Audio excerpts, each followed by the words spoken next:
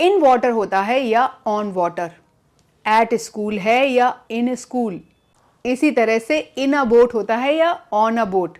अगर कंफ्यूजन अभी भी है तो ये वीडियो आपके लिए मस्ट है, इसके बाद आप इनमें कंफ्यूज कभी नहीं होंगे। आइए जानते हैं कैसे। सबसे पहले बात करते हैं एट स्कूल या इन स्कूल की। हिंदी में हम कहते हैं कि वो स्कूल में है, यानी स्कूल के अंदर है, तो हम यही मैं को इन समझकर ये मानते हैं कि स्कूल में होने के लिए हम लगाते हैं इन स्कूल, जो कि गलत है। याद रखिए, जब हम स्पेसिफिक लोकेशन पर किसी के होने की बात करते हैं तब लगता है एट। जी हाँ, और यही सही है। अगर कोई व्यक्ति स्कूल में है तब हम लगाएंगे एट स्कूल। लेकिन इनका प्रयोग कब होता है? जब हम ये कहते हैं कि वो उस स्कूल या उस कॉलेज से पढ़ रहा है, यानी वो व्यक्ति उस ऑर्गेनाइजेशन या इंस्टीट्यूशन या कॉलेज, यूनिवर्सिटी या फिर स्कूल से पढ़ रहा है, तब हम लगाते हैं इन स्कूल। या फिर उसका रजिस्ट्रेशन हुआ है यानी एनरोल हुआ है, तब हम लगाते हैं इन स्कूल। यानी जब व्यक्ति उस जगह पर मौजूद हो, प्रेजेंट एट दैट प्लेस, तब हम कहेंगे एट स्कूल। और जब वो उसमें पढ़ रहा हो या एनरोलमेंट हुआ हो, तब हम कहेंगे इन स्कूल। जैसे Tom wasn't at home, he was at school. Fred doesn't have a job yet because he is still in school. अब इन दोनों में ही क्या अंतर है? पहले वाले सेंटेंस में हम कह रहे हैं कि वो स्कूल में उपस्थित था, यानी उसके स्कूल में प्रेजेंट होने को लेकर हम किसका यूज कर रहे हैं? उस लोकेशन में होने को हम कह रहे हैं एट स्कूल। लेकिन जब हम बात कर रहे हैं उसके स्कूल में एडमिशन लेने की या फिर स्कूल में अभी तक होने की, यानी स्कूल से पढ़ने की, तब हम करेंगे इन स्कूल का यूज। जानते हैं ऐसे कुछ और सेंटेंसेस के एग्जाम्पल से। He is at school right now. I will meet you at school. She stayed at school till noon. My sister is in school. He is still in school, not in college. When I was in school, I loved English. तो यही अंतर है। पढ़ने को लेकर अगर हम बात कर रहे हैं स्कूल में, तो वो हुआ इन स्कूल। लेकिन स्कूल में होने की बात कर रहे हैं उस लोकेशन पे, तब हम करेंगे एट स्कूल का प्रयोग। दूसरा कंफ्यूजन होता है ऑन अ स्ट्रीट और इन द स्ट्रीट को लेकर।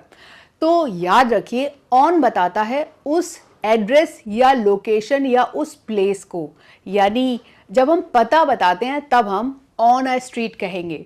लेकिन जब हम उस जगह पर होते हैं, फिजिकली प्रेजेंट होते हैं, तब हम करते हैं इन का प्रयोग।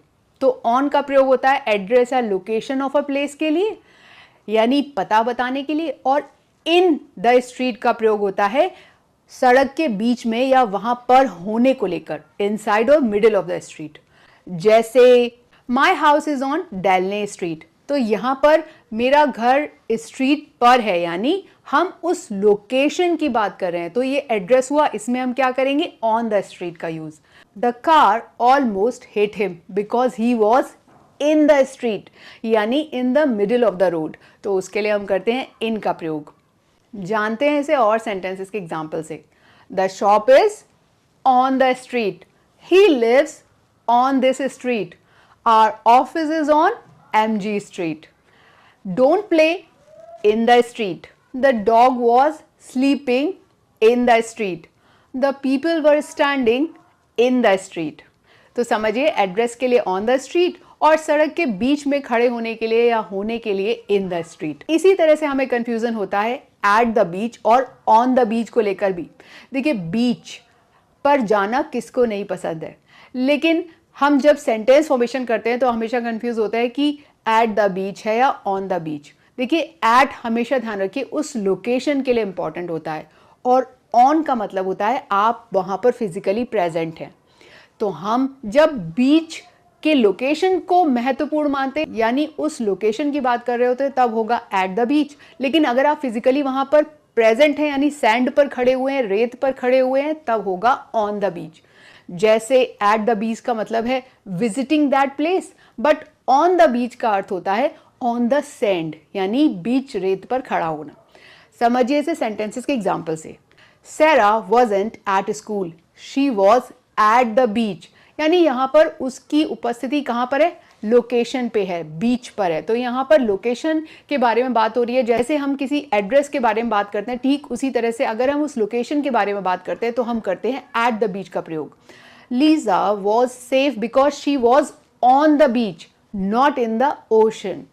तो ऑन द बीच मतलब ऑन सैंड। तो जब भी आप सैंड पर खड़े यानी रेत पर खड़े हैं तब आप करेंगे ऑन द बीच का यूज, लेकिन जब आप लोकेशन की बात कर रहे होते हैं तब आप कहेंगे एट द बीच। जानते हैं ऐसे कुछ और सेंटेंसेस के एग्जांपल से। We are at the beach today, they met at the beach, she stayed at the beach all evening, children are playing on the beach, he was walking on the beach, we sat on the beach. तो बस याद रखिए, बीच पर पहुंचना eight the बीच और रेत पर चलना या रेत पर होना या रेत पर खड़ा होना, एंजॉय करना ऑन द बीच। इसी तरह से इन वाटर या ऑन वाटर क्या सही होता है? देखिए, इन वाटर का मतलब होता है इनसाइड द वाटर यानी पानी के अंदर, लेकिन ऑन वाटर का मतलब होता है या तो आप बोट पर हैं, क्रूज पर हैं, आप फ्लोट कर रहे हैं सरफेस पर, या फिर आप किनारे पर हैं। तो याद रखिए, इन वाटर का मतलब है पानी के अंदर स्विमिंग और ऑन वाटर का मतलब है या फिर आप किनारे पर खड़े हैं, you are on the shore, या फिर ऑन बोट। जैसे we were in the sea all day, तो इन द सी का मतलब स्विमिंग, लेकिन we were on the sea all day इसका मतलब है या तो किनारे पर या फिर इन अ बोट। जैसे इन एग्जाम्पल्स में, the boys are in water, she jumped in water, fish live in water, the boat is on water, we traveled on water by boat, oil floats on water। इसी तरह से एक और confusion होता है, इन अ बोट या on a boat. देखिए, इन a boat और ऑन अ बोट का अंतर सिर्फ इतना है कि जब आप छोटी नाव के बारे में बात करते हैं तो आप इन का प्रयोग करते हैं, लेकिन जब नाव बहुत बड़ी होती है, क्रूज होते हैं, बड़े बड़े शिप्स होते हैं, तब आप करते हैं ऑन बोट का यूज़। यानी इन अ बोट का यूज़ आप करेंगे स्मॉल बोट्स के लिए, छोटी नाव के लिए, और ऑन अ बोट का यूज़ करेंगे शिप और बड़े क्रूज के लिए। Jane was in a row boat, Natalie was on a cruise ship. तो आप समझिए कि इन अ रो बोट यानी small boat, on a cruise ship यानी बिग शिप।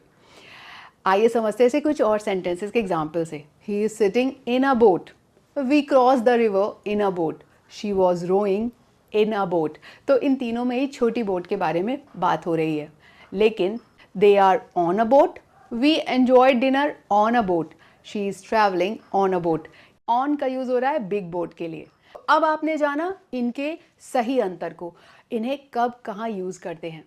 है ना आसान मेरे साथ, क्योंकि मैं लाती हूँ आपके लिए इंग्लिश के नियमों को सरल बनाकर। Bye bye.